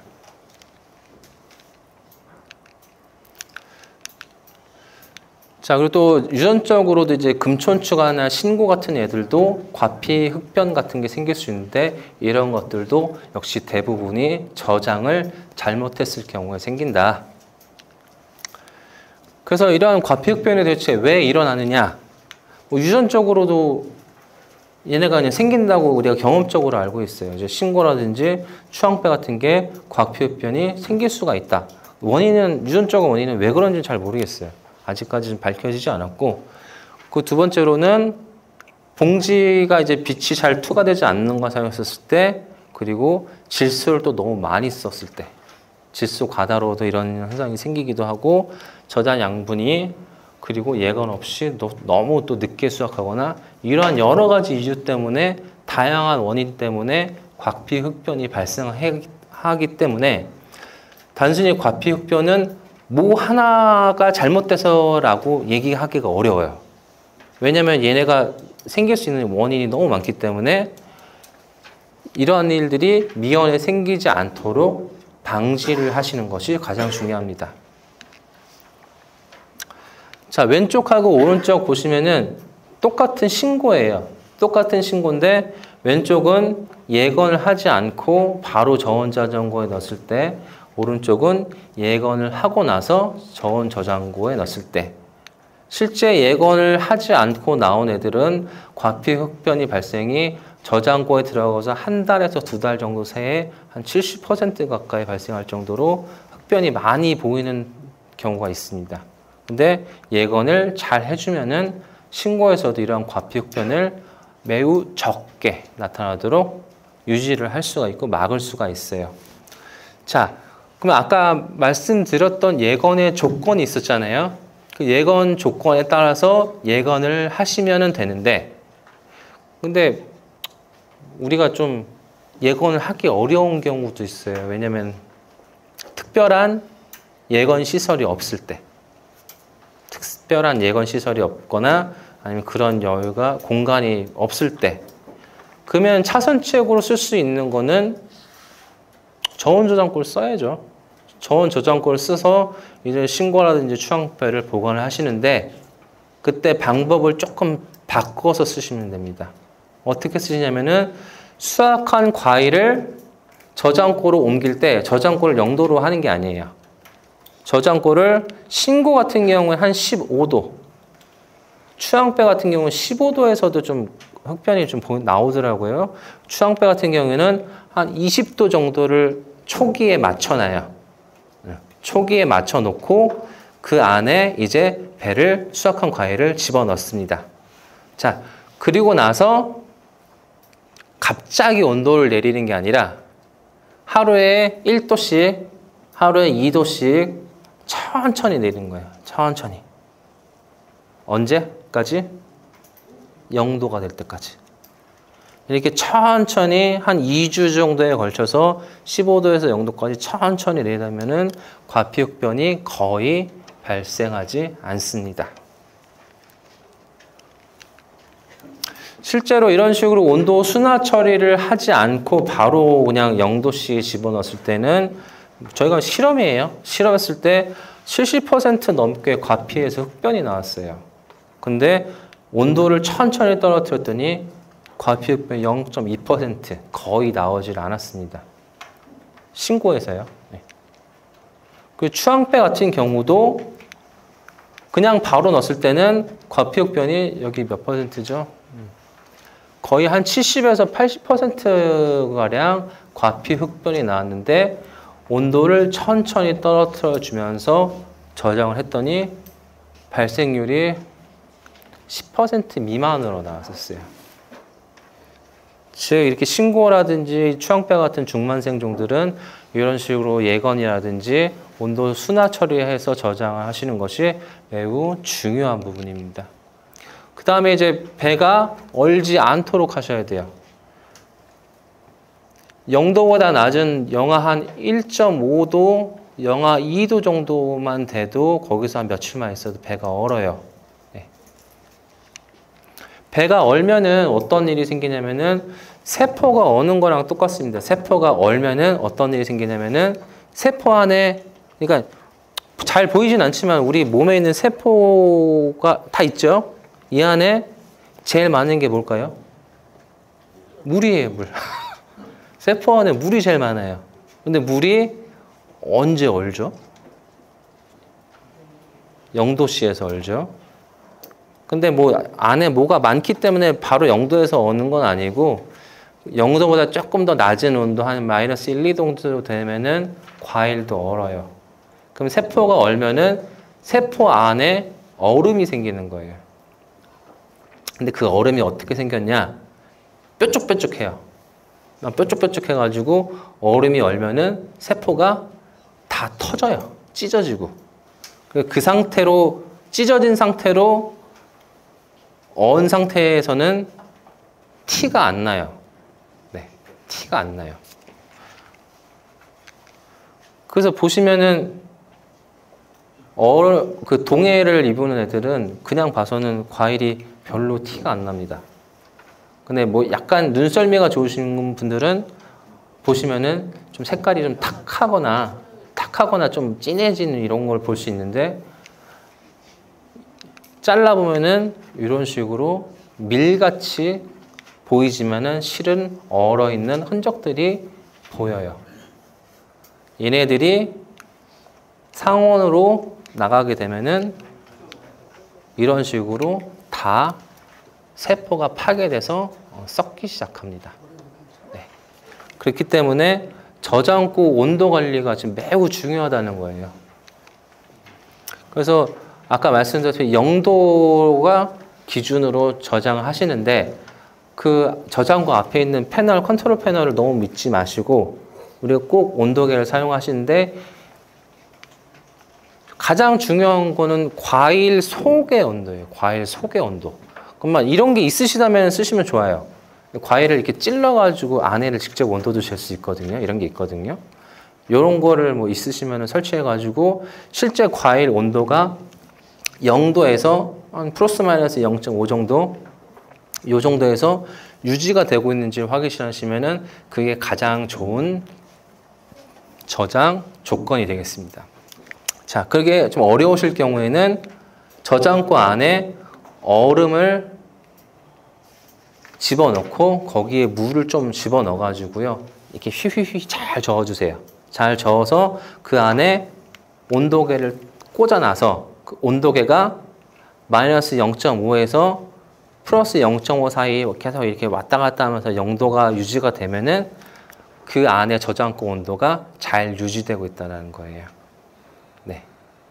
그래서 꼭 컨트롤 패널만 보시지 말고 실제 안에서 온도도 좀 잘 보시고요. 그리고 또 물도 중요합니다. 습도. 과일 그 저장고 안이 너무 건조가 돼 버리면은 과일이 말라요. 말라서 쪼글쪼글쪼글해지고 상품성이 안 좋아지기 때문에 저장고 안의 습도도 항상 유지를 해주셔야 됩니다. 보통은 어떻게 유지하시냐면은 과일 봉지째로 넣으시죠. 과일 봉지째로 넣으시면은 물 같은 거를 좀 주기적으로 뿌리셔가지고 과일 봉지가 바스락거리지 않고 살짝 눅눅한 상태로 계속 유지가 되고 있는 그 정도가 가장 좋아요. 그게 보통 대략 한 습도 90% 정도가 유지가 되는 거고, 만약에 습도계가 있거나 아니면 과일 봉지가 너무 말랐다, 바삭바삭하다 하면 물을 좀 주셔야 돼요. 그래가지고 습도가 유지가 되게 하는데 참 힘듭니다. 그렇다고 또 물을 너무 많이 과하게 과습이 유지가 되면은 안에 세균 같은 게 막 번식을 해요. 막 곰팡이 냄새, 막 세균 냄새, 막 이상한 냄새가 나기 때문에 깨끗한 상태에서 물을 뭐 이렇게 조금만 뿌려주는, 잘 청소를 하시고 물 조금만 뿌려주는 이런 상태로 습도를 유지하시는 것도 필요하고요. 그리고 앞에 보시면은 이것도 좀 사진이 막 겹쳐서 나오긴 했는데 왼쪽하고 오른쪽하고는 비닐을 씌워버렸어요. 저장고 안에서. 비닐을 저장고 안에서 비닐을 씌워가지고 저장하면 좋을까요? 나쁠까요? 물론 장단점이 있겠죠. 비닐을 씌우면은 습도가 유지가 잘 돼요. 근데 과습도 잘 돼요. 그렇기 때문에 왼쪽에 보시면은 여기 하얀 거 지금 보이세요? 하얀 거? 이게 물방울이에요. 안에 과습돼가지고 물방울 막 맺히는 경우인데 이렇게 되면 과일 썩습니다. 그냥 과일 자체가 썩는 게 아니라 그 과일 안에 주변에 있는 균들 있잖아요. 우리 보이지 않는 미생물들이 잘 자라기 때문에 얘네가 과일을 부패하게 만들어요. 그래서 비닐봉지를 사용하시더라도 오른쪽에 보시는 것 같이 안에 이슬이 맺히지 않게 하시고, 불가피하게 비닐을 쓰시는 건 썩 좋진 않지만 쓰신다고 하면은 위에를 이런 식으로 잘라서 바람이 잘 드나들 수 있도록 하시고, 되도록이면은 통짜 비닐 말고 미세 타공되어 있는 비닐들이 있어요. 눈에 보이지 않지만 구멍 뚫린 애들. 그거를 사용하시는 것이 좀 더 좋습니다. 그 외에 이제 수출 컨테이너 같은 경우도 이제 우리가 다 만들어서 해서 팔고서 수출 컨테이너에 실어서 가는데, 이 컨테이너도 관리가 잘 돼야 됩니다. 우리가 이제 판매하고 키워낸 과일들이 생물이에요, 얘네들도. 그렇기 때문에 얘네들도 숨을 쉬어요. 숨을 쉬는데 사방이 막 밀폐대가 돼 있으면 어떻게 되겠어요? 얘네들도 숨을 못 쉬겠죠. 그러면 어떤 일이 생기냐면은 산소가 계속 줄어들고 이산화탄소가 계속 늘어나요. 이제 그러다 보면은 과일에 장애가 생기게 됩니다. 과피라든지 아니면 안에 이제 과육들이 좀 안 좋아지는 경우들이 있는데, 그렇기 때문에 수출 컨테이너에서도 항상 공기순환이 잘 되도록 유지를 해주시는 것이 필요하고, 만약에 가능하다면은 온도 조절까지 잘 되면은 매우 좋겠죠. 그리고 수출 선적이나 컨테이너에 실을 때도 아까 제가 그 농장에 과일 박스 쌓여 있는 것처럼 따닥따닥 쌓지 마시고, 컨테이너 사이 그 과일 상자 사이사이에 좀 공기길이 있도록 최소한의 그 정도는 확보를 하시면서 그 컨테이너 팬을 돌릴 수 있는 이러한 것들을 사용하시는 것이 좋습니다. 네, 지금 시간이 많지는 않은 것 같아서 간략하게 화상병만 좀 말씀을 드릴게요. 화상병은 되게 질긴 병이에요. 세균에 의해서 감염이 되고 잠복기라든지 유지되는 시간이 엄청 깁니다. 그렇기 때문에 항상 주의 깊게 감염 여부를 보셔야 되고요. 주로 이제 전파되는 시기가 봄에 이제 그 꽃이 피었을 때 곤충들에 의해서 감염이 되거나, 아니면은 우리나라에서 주된 감염 경로는 겨울철에 전정을 할 때 감염되어 있는 나무를 자른 가위, 톱들 이런 것들을 가지고서 다른 건강한 나무를 잘랐었을 때 이때 병원균이 옮는 경우가 대부분입니다. 그래서 전국적으로 지금 많이 발생을 했는데 이제 점차 양은 줄어들고 있고요. 생육기에는 이제 불에 데인 것 같이 확연하게 검게 타 죽어가는 게 보이기 때문에 구별이 쉽습니다. 전형적인 증상으로는 얘가 정지되어 있는 것 같아요. 그냥 딱 이 상태로 색깔만 검게 타서 죽어버려요. 그렇기 때문에 만져보면 딱딱하고요. 딱딱하고 검고 뭐 이게 그을음 같은 게 잘 묻어나오지가 않습니다. 그래서 이렇게 앞에 보시는 것 같은 이렇게 과일에도 감염이 되고 가지에도 감염이 되고 잎에도 감염이 되고 나무의 모든 부위에 다 감염이 될 수 있습니다. 자, 근데 이제 겨울철에는 이제 조금 양상이 좀 다르게 나타나는데요. 잘 그 생육기처럼 검게 보이는 경우는 별로 없고, 이게 가지들이 이런 식으로 좀 불규칙하게 터지거나 아니면은 검게 변하고 짙은 갈색으로 색이 좀 변하고 마르는 이러한 형상들이 보이고, 수피가 막 다 깎여 나가는 것처럼 터진 것처럼 이런 것들이 보이면은 화상병을 의심할 수 있으니까 주변에 가까운 농업기술센터에 반드시 연락을 해주시기 바랍니다. 그래서 화상병 관리 혹시나 감염이 됐다라고 하면은 전정을 할 때 어떻게 하냐면은 감염 부위를 딱 자르는 게 아니라 그 감염 부위로부터 최소 30에서 40cm 정도 더 여유 있게 깊게 파주셔야 돼요. 그렇게 잘라내 주셔야 2차 감염을 맞을 수 있고요. 나무를 자르시고 나면은 이거는 겨울에도 마찬가지고 봄에도 마찬가지고 여름에도 마찬가지고 언제든 나무를 자르시면은 반드시 도포제를 발라주세요. 뭐 톱신 페이스트라든지 아니면 자체적으로 뭐 개발한 뭐 이런 게 있으시다면은 뭐 붙일 수 있는 게 있으면은 뭔가 이렇게 해서 그 상처 부위가 드러나지 않도록 잘 처리를 해주셔야 됩니다. 그래서 이제 관리하는 방법으로는 이제 물 비료라든지 방화건충 같은 걸 조심하는 것들도 필요해서 특정 화상병 감염 지역에서는 방화건충으로 인한 이러한 수분을 되도록 안 하시는 게 좋고요.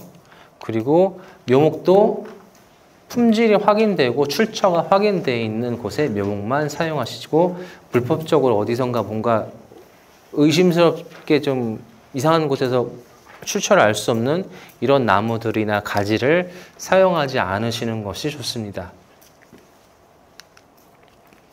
그래서 화상병 관리는 지금은 거의 의무화되어 있는 걸로 알고 있는데요. 시기로 따라서 이제 기본적으로 3회를 방지를 하는데, 요거는 어떤 때 방지하냐면은 현재는 개화기 방제를 중심으로 이루어지고 있고, 이 개화기 방제 이외에 추가적으로 이제 꽃이 필 무렵, 아니 그 순이 올라올 무렵에도 방제가 가능하지만은 요거보다는 개화기 방제에 좀 더 중점적으로 방제를 하시면 됩니다. 그래서 요런 약재라든지 아니면 방법 같은 거는 주변의 농업기술센터에서 문의를 하시면 알려주실 거고 아마 시기별로 다 이거 지도하는 걸로 알고 있어요. 그리고 이렇게 농약을 혹시 살포하시면은 농약 봉지 버리지 마시고요. 웬만하면 그 해는 갖고 계세요. 다 써도. 봉투라든지 뭐 약재 통 같은 거 화상병 약재 쓴 거는 일단은 갖고 계세요. 혹시 그 해에 문제가 되면은 그 약이라든지 아니면 영농일치 이런 걸 보고서 나중에 피해 보상을 받거나 아니면은 무슨 문제가 생길 때 이런 것들이 다 증거로서 역할을 할 수 있으니까요. 웬만하면 그 당해 연도에는 갖고 계시고요. 그래서 방제 시기는 앞에 보시는 것 같이 그림으로 보시면은 2번에서 3번 시기에 발화하는 시점부터 이제 슬슬 인편이 벌어지는 요 시기와 함께 꽃이 피고 나서 그 수정이 끝나고 난 후, 그러니까 대략 개화 이후에 한 5일, 최소 5일에서 한 15일 정도 경과된 시점에 방제를 하는 것이 가장 기본적인 화상병 방제입니다. 아까 말씀드렸다시피 화상병 균은 세균이에요. 세균. 세균하고는 곰팡이가 좀 차이가 있는데요. 곰팡이는 방제가 매우 어렵습니다. 그래서 저희 화장실에 여름철에 좀만 청소 안 하면은 금세 막 까맣게 막 생기잖아요. 곰팡이. 그런 게 곰팡이고 세균은 눈에 안 보여요. 눈에 안 보여요. 그리고 곰팡이 같은 경우에는 우리가 락스 같은 거라든지 아니면은 여러 가지 화학물질로 죽일 수가 있어요. 죽일 수가 있는데 세균은 안 죽어요. 세균을 죽일 수 있는 거는 항생제밖에 없습니다. 그래서 이 화상병을 방지하기 위해서는 항생제를 사용을 해야 되는데 그 쓰이는 항생제가 앞에 보시는 것 같은 스트랩토마이신 계통의 항생제가 현재까지는 효율이 가장 좋은 것으로 알려져 있어요. 근데 이런 거를 너무 남용하시거나 많이 쓰시면 안 돼요. 우리가 알지는 못하지만은 눈에 보이진 않지만은 미생물들은 우리 주변에 항상 같이 있고 이 나무, 과원, 환경에도 미생물들은 항상 같이 있어요. 근데 이러한 항생제를 쓰잖아요. 그러면 미생물들이 죽습니다. 그러면 얘네가 눈이 달려가지고 넌 착하니까 좋은 균이니까 너는 안 죽일게. 너는 나쁜 애니까 너만 죽어라. 그렇게 할 수가 없어요. 일단 뿌리면 다 죽어요. 다 죽기 때문에 그 순간 거기는 세균이 없는 상태가 되고 그렇게 되면 나중에 어떤 일이 생기냐면은 어떠한 새로운 세균이나 어떠한 뭔가 알지 못한 게 출현할 수가 있어요. 저희 그 나이 드신 노인분들이 그 병원에 가서 뭐 폐렴으로 돌아가시잖아요. 왜 돌아가실까요? 면역이 약해져서요. 그것도 맞죠. 항생제가 안 먹어서 그래요. 항생제가 저항성이 너무 많이 생겨서 그래요. 그러니까 균들도 항생제를 자주 쓰고 똑같은 애를 쓰잖아요. 그러면 균들도 적응을 해요. 그래서 나중에는 이런 거 너무 많이 쓰고 우리가 정한 그 횟수에 넘게 과하게 쓰잖아요. 균이 얘 이제 버텨버려요. 그러면 이제 그 다음부터는 우리는 이 병을 막을 수가 없어요. 나이 드신 분들이 되게 하찮은 병으로 돌아가시는 경우가 많은데 폐렴 같은 거, 감기 같은 거 이런 걸로 진짜 고연세 분들이 돌아가신 이유가 항생제를 워낙 우리가 많이 먹고 있다 보니 자주 먹고 있다 보니 안에 있는 균들이 얘네에 적응을 해서 더 이상 쓸 수 있는 항생제가 없을 경우에 그런 사소한 폐렴으로 돌아가시는 거예요. 예. 그래서 항생제 쓰실 때는 항상 주의를 하시고 정해진 용법에 맞춰서 쓰셔라. 앞에 보시는 사진을 보면은 신고 이외 방제 기준에 의해서 약을 뿌리면은 약해가 없습니다. 전혀 문제가 없어요. 근데 내가 한 번 뿌리는 거 그거 좀 불안한데 좀 몇 번 더 뿌릴까? 좀 더 뿌리는 경우 얘는 한 스푼만 쓰라고 했는데 그래도 좀 강한 게 좋지 않나? 한 2스푼 넣고 이러면은 약해가 생깁니다. 잎이 이렇게 노란 반점 같은 게 생긴다든지 심하면은 잎이 타들어가기도 해요. 그렇기 때문에 모든 농약을 쓰실 때는 이러한 기준과 용법에 반드시 맞춰서 적용을 하시기 바랍니다.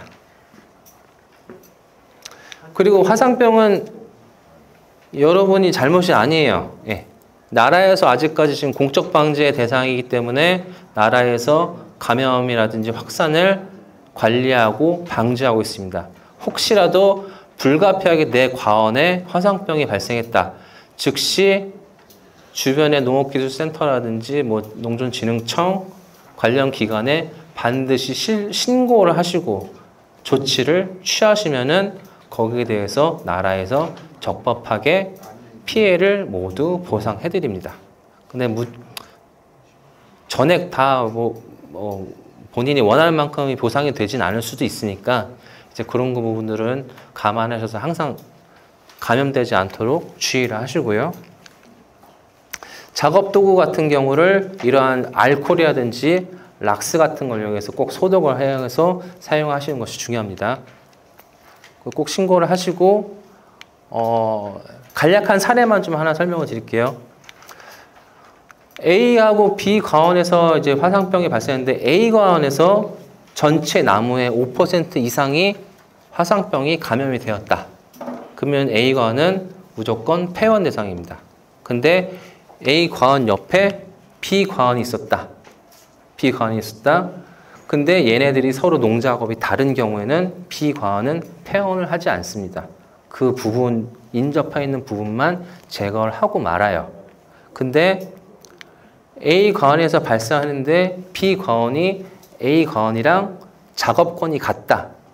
근데 한 과원에서 5% 이상의 감염이 됐다. 둘 다 폐원 대상입니다. 근데 이게 5%라는 거는 꼭 절대적인 기준은 아니고 그건 이제 그 현장에 도착한 검역관들이 이게 너무 확산세가 심하다거나 필요에 따라서는 그 검역관에 따라서 폐원이라든지 이런 것들이 결정이 될 수 있다는 거는 유념하시기 바랍니다. 그래서 나라에서 이제 법령으로서 이렇게 다 보호를 하고 있고 조치를 하고 있고요. 일부러 병을 일으키거나 퍼뜨리거나 하시면은 보상을 제대로 받으실 수 없거나 오히려 처벌을 받으실 수 있다는 거 기억하시기 바랍니다. 그래서 이제 화상병하고 좀 유사한 병해들을 좀 몇 가지 설명드렸고요. 이제 동고병 같은 경우 화상병과 비슷하게 가지가 말라가지고 죽어버립니다. 근데 얘네 같은 경우에는 특이하게도 가지 주변에서 이렇게 수포같이 알알이 막 이렇게 이런 점 같은 게 보이는 경우가 보이고요. 견무늬병 같은 경우에는 이렇게 동심원 형태로 가지가 이렇게 터지거나 아니면 뭔가 사마귀 같은 게 막 생겨요. 이런 것들은 화상병이 아니라 견무늬병이라는 걸 좀 아시고 그 외에 이제 뿌리 썩은 병이라든지 나무좀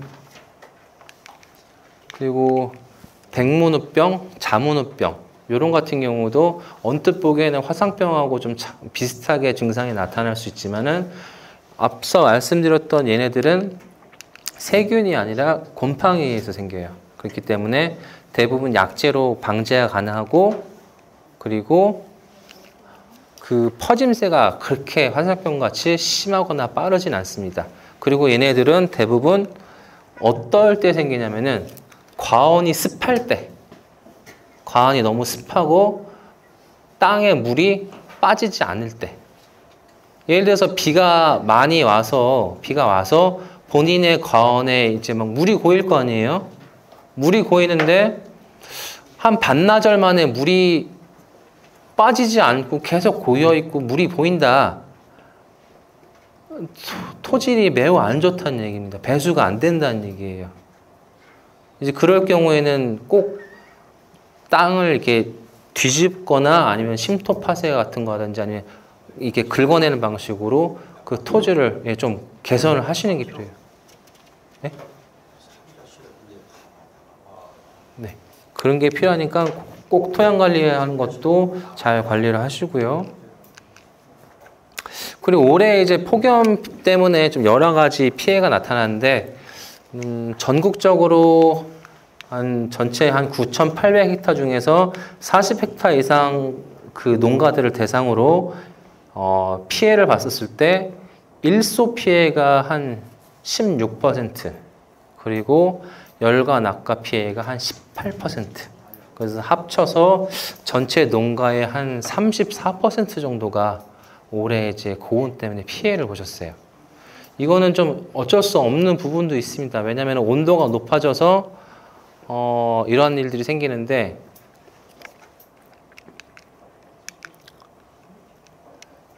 피해 원인으로는 이제 저희가 크게 두 가지를 생각하고 있는데요.